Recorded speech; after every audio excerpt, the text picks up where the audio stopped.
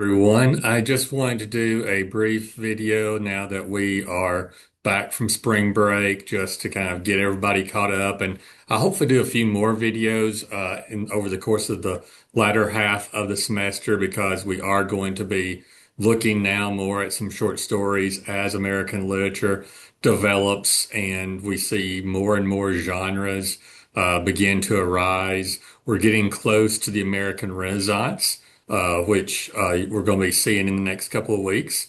Your readings for today were over Washington Irving and two kind of classical tales of his that you probably are familiar with, at least from pop culture or just awareness of American history. They've been both of these stories have been done in animation, as well as some other tellings of them. But Irving is one of our earliest great short story writers.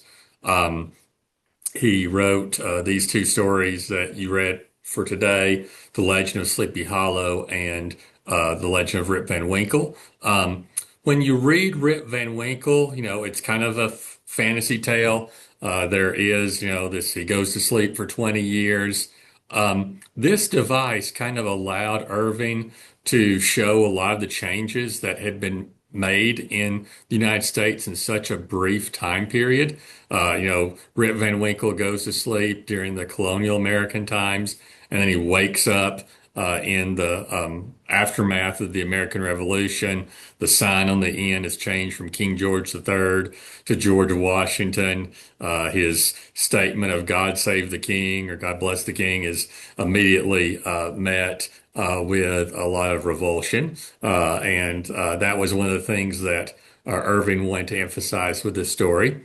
Also, one of the things that when you talk about Rip Van Winkle, one of the things that is often discussed is the character of Dame Van Winkle. There is a lot of commentary over the years that have been written about her character. Rip Van Winkle is not a very good husband, and the character of Dame Van Winkle is kind of demonstrated as being, depending upon, Rip Van Winkle thinks that she's, this, terrible woman to him. But if you read between the lines, Irving is making a lot of commentary about how women are treated and how, um, you know, he is failing in his, in his role as a provider for the family. And it's kind of, interesting that, at the end of the story, you know, he is now acceptable as an older, elderly man in the community to have the lifestyle that he had previously had, which wouldn't have been acceptable, to Dame Van Winkle because, he was supposed to be, a provider for their family, and he was not doing it. There's a lot of inside jokes about how, the plot of land that he'd inherited had become so minuscule that you could hardly farm on it. So, that's something to take note of as you're reading Rip Van Winkle. With The Legend of Sleepy Hollow, same thing with the character of Ichabod Crane. He is, the schoolmaster, a rival to the other men in the area, and kind of a unique figure in the Dutch village that he lives in. But he's not a admirable figure necessarily because he, uh, is courting the young lady of the Katrina von Tassel, and mainly because he sees her as someone who is going to inherit a great deal of land, and he is an American entrepreneur and is thinking about flipping the farm for and going out to Kentucky or somewhere else on the western frontier and getting even more wealth. That is his goal. He is ambitious, but he is a lot of a kind of a caricature. He, frightens himself as he's walking along from thinking about the stories that he's been reading about. There's a lot of, humor that goes with Ichabod Crane, and his place in the community. But I hope you enjoyed these two stories. They're probably familiar to you, but you're reading them through adult student eyes now rather than seeing them maybe when you were a kid in animated form. One thing also to note about Irving is that he um, put these stories in a collection of text that was supposedly found by a historian named Diedrich Knickerbocker. And Diedrich is kind of a play on words. If you spell it out and separate it, it's died rich.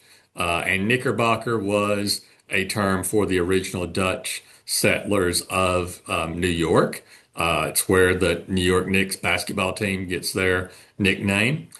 But that was kind of a character, excuse me, a character that Irving created to tell his stories. He created this historian, not a real historian, but a creation of Irving's to tell the stories as if they are old folk tales, and so that's kind of another thing that Irving did with his characters. But Irving is short story writer of the 1820s.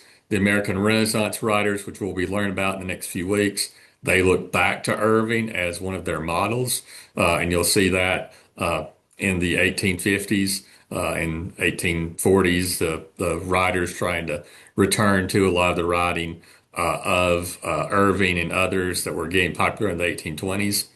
Um, Also note in the PowerPoint that I gave you on the Irving notes, there is a lot of background about the American literary scene as well during this time. So just wanted to give you a quick video, kind of a quick update. If you have any questions, send me an email. Also a reminder, we're about 1 week from Essay 1 being due. Essay 1 is 20% of your grade. So do make sure that you follow all the guidelines on the assignment sheet.